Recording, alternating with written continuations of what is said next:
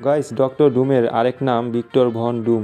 খুব সাধারণ পরিবারে জন্মগ্রহণ করা ভিক্টর ভন ডুমের মা সিনথিয়া ভন ডুম ছিলেন একজন বিশেষ পাওয়ারফুল জাদুকারী। ভিক্টর যখন খুবই ছোট তখনই তার মা জাদু নিয়ে বিশেষ কারসাজি দেখাতে গিয়ে ম্যাফুস্টোর কাছে মারা গিয়েছিলেন।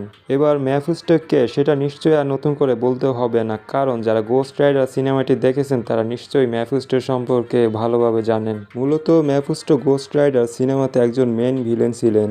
তো যাই হোক, আর এদিকে ভিক্টরের বাবা ওয়ার্নার ভন ডুম ছিলেন তাদের গোত্রের একজন নেতা, আর তার সাথে তিনি বিখ্যাত চিকিৎসক ছিলেন, আর এই পেশায় তার কাল হয়ে দাঁড়ায়। কারণ ভিক্টরের মা মারা যাওয়ার পর তাদের লিডার ভ্যারনের স্ত্রী ক্যান্সারে আক্রান্ত হয়ে অসুস্থ হয়ে পড়ে, তাই তাকে সুস্থ করার জন্য ভিক্টরের বাবাকে ডাকা হয় তার চিকিৎসা করার জন্য। কিন্তু ক্যান্সারের কারণে সে মারা যাওয়ায় ভ্যারন ভিক্টরের বাবা ওয়ার্নারকে খুনি হিসেবে দোষী করে তার মৃত্যু পরোয়ানা জারি করে, যার কারণে ওয়ার্নার তাদের কাছ থেকে বাঁচার জন্য তার ছেলে ভিক্টরকে নিয়ে সেখান থেকে পালিয়ে যায়। কিন্তু তাদের হাত থেকে লুকিয়ে পালাতে গিয়ে বরফে জমে গিয়ে ভিক্টরের বাবা সেখানে মারা যান। এরপর ভিক্টর পুনরায় রোমানি ক্যাম্পে ফিরে এসে তার মায়ের সমস্ত জাদুবিদ্যা কালেক্ট করে এবং একই সঙ্গে সে শপথ নেয় তার বাবার মৃত্যুর কারণ ভ্যারনের উপর কোনো একদিন সে প্রতিশোধ নিবেন।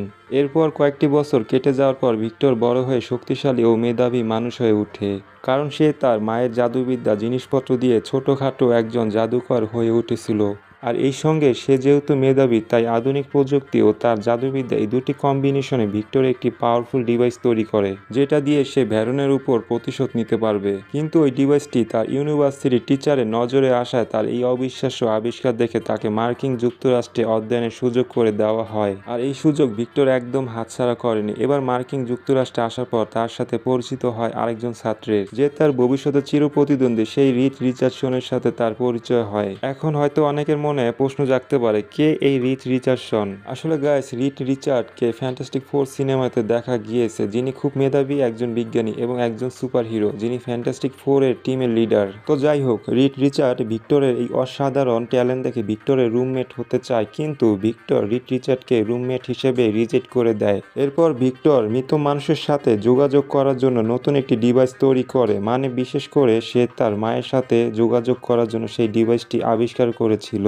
যদিও রিচার্ড সেটা জানার পর ভিক্টরকে সতর্ক করে দেয় তার এই আবিষ্কারে কিছু ভুল আছে, যে কারণে ভবিষ্যতে ভিক্টর বড়সড় বিপদে পড়তে পারে। কিন্তু ভিক্টর তার কথা পাত্তা না দিয়ে ওই ডিভাইসটি ইউজ করতে শুরু করে, যার কারণে সে পড়ে মহা বিপদে, কারণ ওই ডিভাইসটি ব্যবহার করার ফলে ব্লাস্ট হয়ে তার মুখে মারাত্মকভাবে ক্ষতি হয়। আর ওই বিস্ফোরণের কারণে ভিক্টরকে সেখান থেকে বহিষ্কার করা হয়। এরপর ভিক্টর সেখান থেকে চলে এসে কিছু সাধু সন্ন্যাসীদের সাথে থাকতে শুরু করে এবং তাদের আদব কায়দাও শিখে নেয়। আর এখানে ভিক্টর তার পোড়া মুখ ঢাকার জন্য নতুন একটি স্যুট তৈরি করে, আর ওই স্যুটটি পরার পর থেকে ভিক্টর হয়ে ওঠে ডক্টর ডুম। ভিক্টর তার জাদুবিদ্যা ও তার আবিষ্কার ডিভাইসগুলো কাজে লাগিয়ে পাওয়ারফুল ভিলেন হয়ে ওঠে। তারপর সে শপথ নেয় ওই দুর্ঘটনার জন্য দায়ী করা ব্যক্তিদের উপর ভিক্টর মানে ডক্টর ডুম প্রতিশোধ নিবে।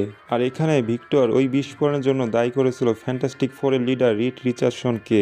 আর এরপর থেকে শুরু হয় ফ্যান্টাস্টিক ফোরের সাথে ডক্টর ডুমের লড়াই, যেটা চলতেই থাকে। তো যাই হোক, এই ছিল ভিক্টর থেকে ভিলেন ডক্টর ডুম হওয়া গল্প।